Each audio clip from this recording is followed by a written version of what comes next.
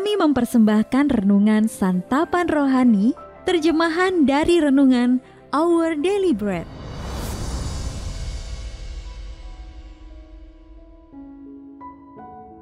Untuk menerima notifikasi video baru kami, silakan tekan tombol subscribe dan tanda lonceng di bawah ini. Sahabat ODB, pembacaan Alkitab hari ini terambil dari Kisah Para Rasul pasal yang keempat, ayat yang ke-32 sampai dengan ayat yang ke-37. Kisah Para Rasul pasal yang keempat, ayat yang ke-32 sampai dengan ayat yang ke-37. Cara hidup jemaat. Adapun kumpulan orang yang telah percaya itu, mereka sehati dan sejiwa, dan tidak seorang pun yang berkata bahwa sesuatu dari kepunyaannya adalah miliknya sendiri, tetapi segala sesuatu adalah kepunyaan mereka bersama.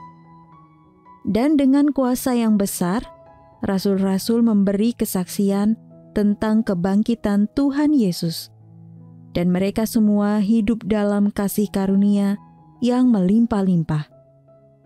Sebab tidak ada seorang pun yang berkekurangan di antara mereka, karena semua orang yang mempunyai tanah atau rumah menjual kepunyaannya itu, dan hasil penjualan itu mereka bawa, dan mereka letakkan di depan kaki rasul-rasul.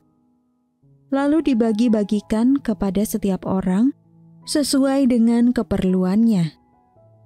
Demikian pula dengan Yusuf, yang oleh rasul-rasul disebut Barnabas, artinya anak penghiburan, seorang Lewi dari Siprus. Ia menjual ladang miliknya, lalu membawa uangnya itu dan meletakkannya di depan kaki rasul-rasul. Ayat mas renungan hari ini terambil dari Kisah Para Rasul pasal yang keempat, ayat yang ke-32.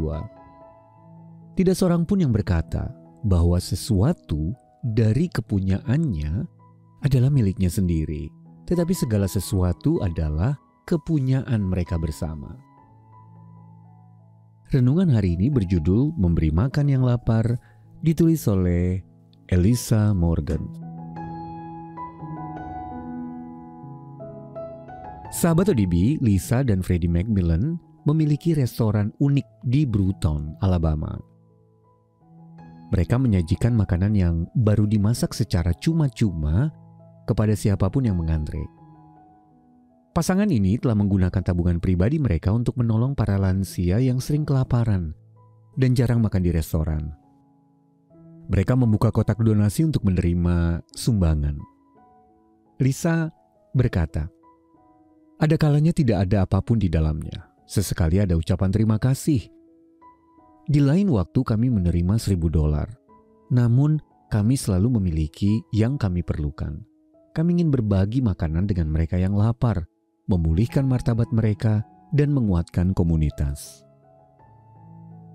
Memperhatikan mereka yang kurang mampu mungkin tampak seperti tanggung jawab yang berat. Karena itu kita perlu bergantung kepada Allah. Kitab-kitab Injil mencatat bagaimana Yesus memberi makan ribuan orang dengan mengajak murid-muridnya untuk terlibat. Kamu harus memberi mereka makan. Matius pasal yang ke-14 ayat yang ke-16. Dalam kitab Kisah Para Rasul, kita belajar bahwa di gereja mula-mula orang-orang percaya hidup saling berbagi. Segala sesuatu adalah kepunyaan mereka bersama, dan tidak ada seorang pun yang berkekurangan di antara mereka.